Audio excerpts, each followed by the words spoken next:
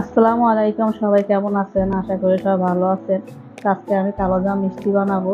তো টিপসগুলো ফলো করলে যে কেউই পারফেক্টভাবে মিষ্টি বানাইতে পারবে। মাশাআল্লাহ, দেখে মনে হইতেছে যেন দোকানের কিনা মিষ্টি। তো এভাবে যদি মিষ্টি বানান আর দোকান থেকে কিনে খেতে হবে না। মাশাআল্লাহ, অনেক সুন্দর। আমি ফুড কালার দিই নাই, ফুড কালার দিলে একদম পুরো দোকানের কালার চলে আসবে।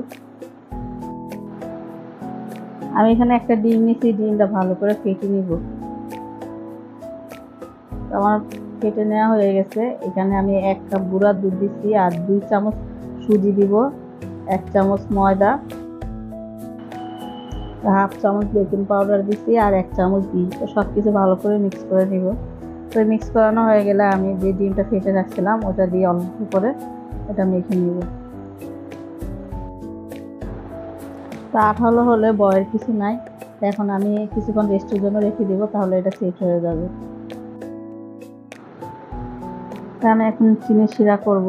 এখানে 1 কাপ চিনি আর 4 কাপ পানি আর 3টা এলাচ দিব। তো আমি এখন ঢাকনা দিয়ে ঢেকে দিব। তো চিনির শিরাটা যখন বলক আসবে তখন আমি চুলাটা বন্ধ করে ঢাকনা দিয়ে ঢেকে রাখবো। তো এখন মিষ্টিগুলো বানিয়ে নিব। হাতে আমি ঘি মেখে নিচ্ছি। তো আপনারা আপনাদের পছন্দ অনুযায়ী মিষ্টি শেপগুলো দিয়ে নিন।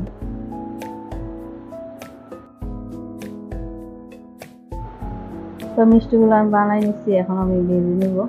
কড়াইতে আমি পরিমাণ মতো তেল দিচ্ছি। তেলটা হালকা গরম অবস্থায় মিষ্টিগুলো দিতে হবে, বেশি গরম করা যাবে না। তো এরকম করে আমি চুলার আঁচ একদম লো হিটে রেখে, তো কালার না হবে পর্যন্ত লাল লাল করে আমি ভেজে নেব মিষ্টিগুলো। তো মিষ্টিগুলো আমি ভেজে নিচ্ছি, যেরকম লাল লাল হলে তারা এখন উঠাই ফেলবো। তো আমি একইভাবে সবগুলো মিষ্টি আমি ভেজে নেব। তো চিনির শিরাটা আবার চুলা বসাই দিচ্ছি, যখন বলক আসবো তখন আমি মিষ্টিগুলো দিয়ে দেবো। আর হাতে ধরে দেখতে হবে, যখন হালকা গরম থাকবে তখন দিতে হবে, বেশি গরম অবস্থা দেওয়া যাবে না, তাহলে মিষ্টিগুলো চুপসায় যাবে। তো এখন আমি ঢাকনা দিয়ে ঢেকে ঠিক 5 মিনিট রাখবো। 5 মিনিট পরে আমি ঢাকনা উঠাবো।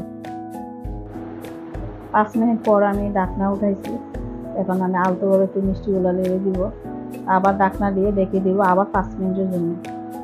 এর বেশি মিষ্টি জাল করতে হবে না, বেশি জাল করলে মিষ্টিগুলো কেটে যাবে। তো 5 মিনিট পর আমি ঢাকনা উঠাবো। তো চুলা অফ করে দিছি। আর এই অবস্থায় আমি সারা রাত ঢাকনা দিয়ে ঢেকে রেখে দেব। তো হয়ে গেল মিষ্টি বানানো। মিষ্টিগুলো কেমন হয়েছে যদি ভালো লাগে লাইক শেয়ার করে দিবেন। সবাই ভালো থাকেন। আল্লাহ হাফেজ।